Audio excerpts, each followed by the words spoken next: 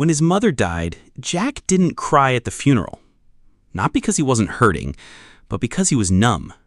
She'd raised him alone, worked 2 jobs, skipped meals to feed him, stayed up late to help with homework.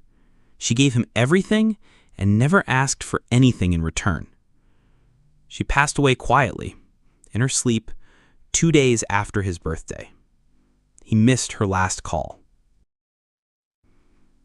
Weeks after the funeral, he returned to her small house, the one they'd shared since he was 6. But when he opened the door, someone else was living there. An old woman, maybe in her 70s, thin, quiet, sitting in his mother's chair, drinking tea, like she had lived there forever. He froze. "Who are you?" he asked. She looked at him, calm. "I'm the reason your mother lost her job 22 years ago." Jack didn't understand. Then she handed him a box. Inside was a letter, in his mother's handwriting. It read, "If Jack ever returns, please give him this, and tell him I never hated you." Now, the story really begins.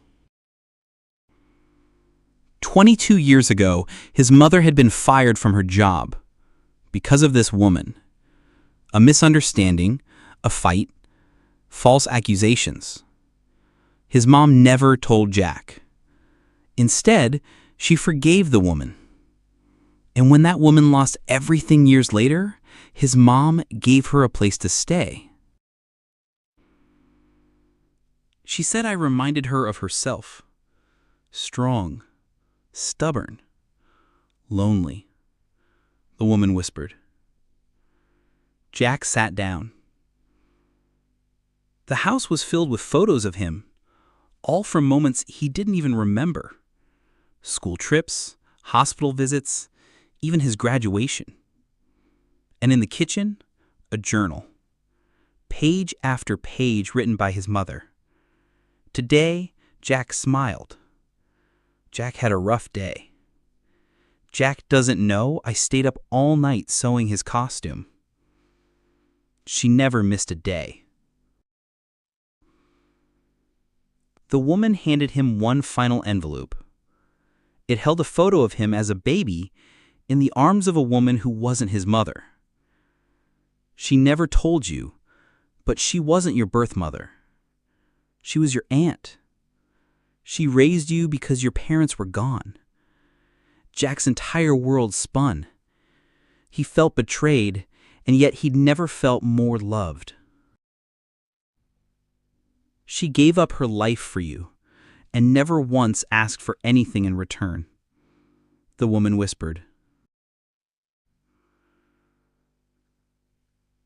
Jack stayed in the house that night, and for the first time since the funeral, he cried. Not for loss, but for the love he never saw, until now. This is Echo Truth. Real people, real pain, real power.